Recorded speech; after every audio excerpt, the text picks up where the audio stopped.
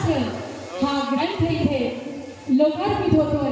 या ग्रंथाचं विवेचन आपल्या टाळ्यांचा गजर आणि बरसणारा पाऊस परमश्रद्धेय जगद्गुरुश्री आणि सर्व मान्यवर अजून काय हवं या आनंद सोहळ्याला खूप खूप आपण सर्वजण भाग्यवान आहोत की खरोखरच आजचा हा सोहळा खूप खास आहे। त्याचबरोबर गुरुपौर्णिमेनिमित्त सनातन पंथशास्त्र ग्रंथाचं प्रकाशन नानीज धामात मान्यवरांची उपस्थिती।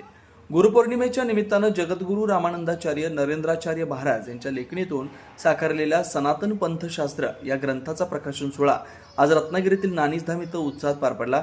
या सोहळ्याला जगद्गुरू रामानंदाचार्य नरेंद्राचार्य महाराज यांच्यासह उद्योगमंत्री उदय सामंत, जलसंपदा मंत्री गिरीश महाजन, काँग्रेस नेते नाना पटोले, आमदार अभिमन्यू पवार, प्रशांत यादव यांच्यासह अनेक मान्यवर उपस्थित होते। यावेळी देहदान आणि अवयवदानाचा संकल्प पूर्ण करणाऱ्या कुटुंबियांचा विशेष सन्मान करण्यात आला। आजच्या गुरुपौर्णिमेच्या निमित्तानं नानीज धाममध्ये आलेल्या सर्व भक्त, शिष्य, साधक, उपासक या सर्वांना आमचा आशीर्वाद आहे। गुरुपौर्णिमा उत्सव हा आपल्या भारतीय सनातन परंपरेचं एक भूषण आहे।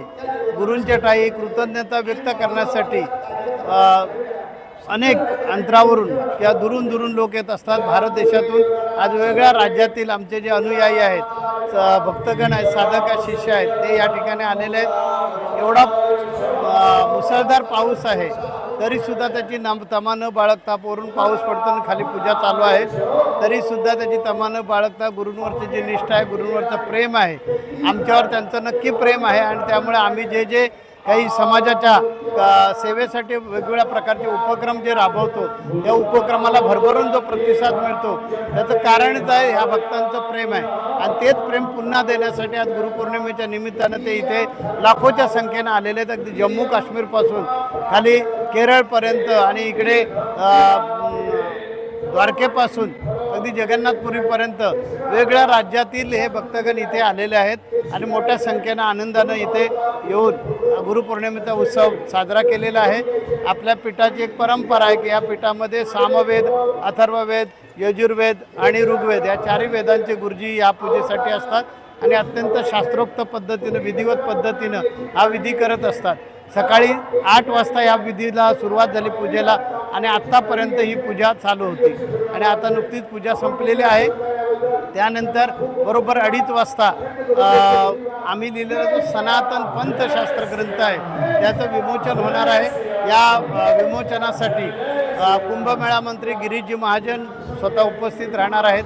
त्यानंतर औसा मतदारसंघाचे अभिमन्यू पवार हे उपस्थित आहेत। आमचे जे शिष्य आहेत नाना पटोले हे सुद्धा या कार्यक्रमासाठी आलेले आहेत आणि आमचे पालकमंत्री उदयजी सामंत हे सुद्धा या कार्यक्रमासाठी येणार आहेत। त्यानंतर राजापूर मतदारसंघाचे आमदार भैयाशेठ सामंत हे सुद्धा या कार्यक्रमाला उपस्थित राहणार आहेत। त्याचबरोबर सिंधुदुर्ग जिल्ह्यामधून जे सभेवर गेलेल्या विधान परिषदेवर गेलेले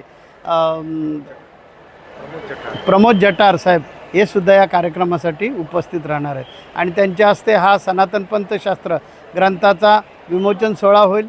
त्यानंतर 226 कुटुंबांनी आतापर्यंत बॉडी डोनेट केलेली आहे आपल्या नातेवाईकांची, त्यांचा सन्मान केला जाईल। हा कार्यक्रम संध्याकाळी साधारणपणे 5-5:30 वाजेपर्यंतचा राहील। त्याच्यानंतर मग भक्तगणांना आवश्यक असतं ते भोजन, आध्यात्मिक भोजन, ते म्हणजे प्रवचन।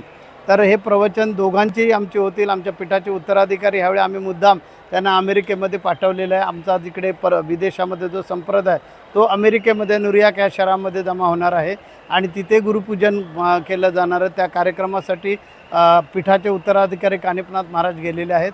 ते तिथे गुरुपूजन करतील आणि तिकडून इकडे लाईव्ह प्रवचन करतील। त्यानंतर आमचं प्रवचन होईल, मग भक्तगणांना आशीर्वाद दिला जाईल आणि या कार्यक्रमाची सांगता होईल।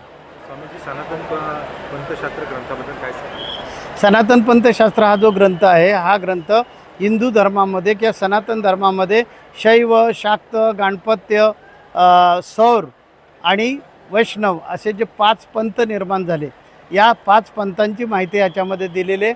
आणि मग शंकराचार्यांनी या 5ही पंथांचे जे पीठदेवता आहेत किंवा या 5ही पंथांच्या ज्या प्रमुख देवता आहेत यांचा एक स्मार्त नावाचा पंचायतन पूजा सुरू केलेली आहे। त्याच्याबद्दलची माहिती या ग्रंथामध्ये दिलेली आहे की अन्य धर्मामध्ये उदाहरणार्थ शिया सुनी किंवा आणखीन काही ख्रिश्चनांचा धर्म आहे, कॅथॉलिक प्रोटेस्टंट, यांच्यामध्ये आपसामध्ये म्हणजे फारसं ते जेवढं हे पाहिजे असतं, बंधुभाव पाहिजे असतो तेवढा दिसत नाही. परंतु आमच्या वैदिक सनातन धर्माचं हे वैशिष्ट्य आहे की शैव, वैष्णव, शाक्त, गणपत्य, सौरपंथीय हे सर्वजण एकत्र येतात. का तर आमची उपासना पद्धती एकमेकांच्या विरोधात नाही. आणि तेच शंकराचार्यांनी, भगवान आद्य जगद्गुरू शंकराचार्यांनी तेच सांगितलं की पंचायतन पूजा ही पद्धती सुरू करून त्या पंचायतन पूजेतून सांगितलेलं आहे की हे पाची पंथ जरी वेगवेगळ्या उपासना पद्धती वेगवेगळ्या असल्या तरी एकाच परमात्म्याची ते उपासना करतात, असा संदेश त्यांनी दिलेला आहे. आणि ती माहिती सनातनी लोकांना झाली पाहिजे, हा आमचा उद्देश होता. आणि त्यामुळे तो सनातन पंथशास्त्रातून मांडलेला आहे.